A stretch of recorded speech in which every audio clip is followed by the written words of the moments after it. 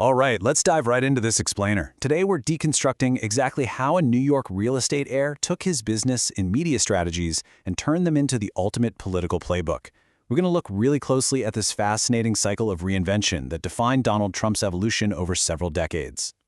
To understand the man, we have to start with the bedrock of his psychology. It's a lesson he learned as a kid from his father, Fred Trump. Never be weak, be a killer, and win at all costs. The source material really emphasizes this point. This highly aggressive, zero-sum mindset, it literally became the foundation for every single major move he'd make in his career. So to do this, we're tracing this cycle across 6 distinct eras. The making of a fighter, building the Trump brand, the crash and the comeback, mastering the media landscape, the political pivot, and finally, the 2016 election upset. Let's kick things off with Section 1, the making of a fighter. So the opportunistic template Trump learned from his dad back in the Bronx, buying bankrupt properties low and selling them high during tough times, it met its first real independent test in the 1970s. When he got hit with the Department of Justice anti-bias lawsuit, most lawyers told him, hey, you need to settle this. But instead, Trump adopted a lifelong rule from his fiercely combative lawyer, Roy Cohn. The rule? Never settle and never admit your mistakes. So he fought back, walked away without admitting any guilt, and claimed a massive, formative victory. All right, moving right along to Section 2, building the Trump brand. Heading into the 1980s, Trump really wanted to escape his father's outer borough's shadow, right? So he targeted Manhattan's elite.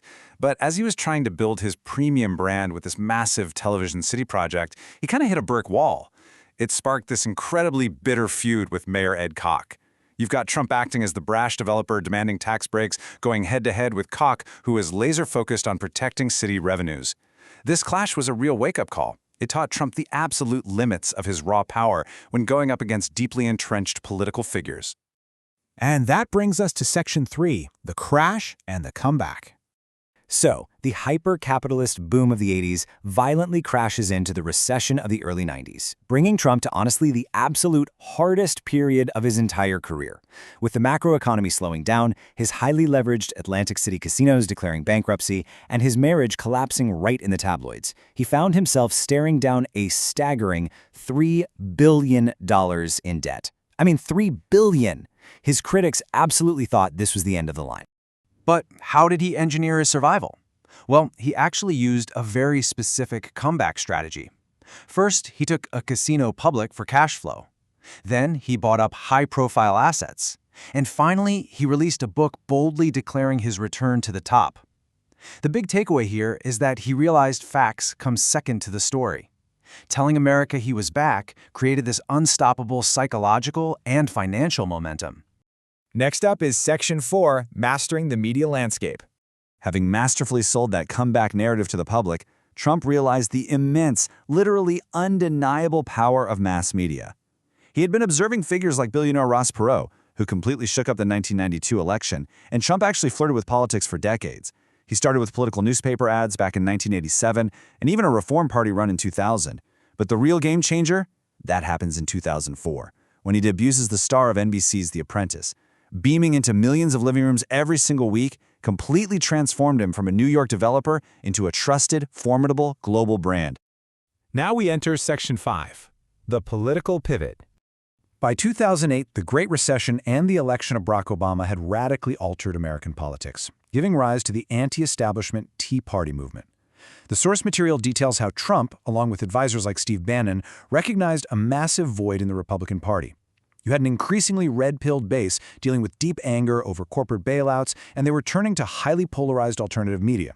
Basically, these voters were desperate for a street fighter, a champion who wasn't afraid to throw punches and just completely flout polite conventions. And he actually tested this exact strategy at the 2011 CPAC conference. The source notes how he tapped into base frustrations, leveraging controversies like birtherism to dominate early polls.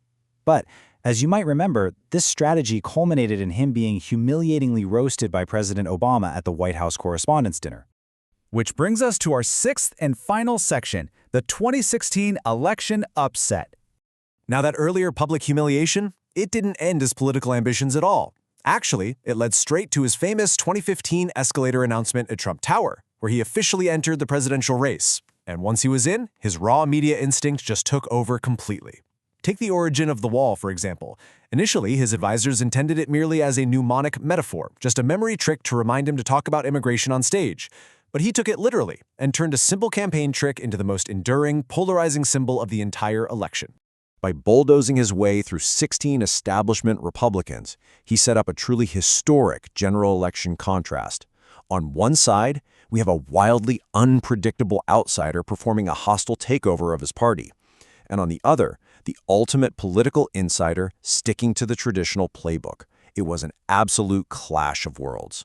And just look at how this played out. Applying Roy Cohn's golden rule of never backing down, Trump survived scandals that would without a doubt destroy a normal politician. Instead of ending his campaign, these moments, even the Access Hollywood tape, resulted in fierce counterattacks that somehow solidified his support. He basically treated every single scandal as just another street fight. Capitalizing on WikiLeaks, the FBI's reopening of Clinton's email investigation, and tapping into very genuine economic grievances across key battleground states, Trump pulled off an impossible upset on election night, officially becoming the 45th president of the United States. We've seen the exact playbook he used to win, but as we start to wrap up this explainer, you really have to ask yourself, what fundamentally drove a billionaire reality star, someone who already had all the fame and fortune in the world, to pursue the grueling path to the presidency? The source actually provides a really compelling answer here. It was a burning desire to prove his critics wrong. Ultimately, it came down to a lifelong obsession with shutting up his detractors, from Mayor Koch to Barack Obama to the coastal elites, and proving to his father that he was, above all else, a killer who wins. But it leaves us with one incredibly critical question to ponder. If a playbook built entirely on never admitting defeat successfully conquered both the business and political worlds, what happens when that exact same playbook finally meets its ultimate limits?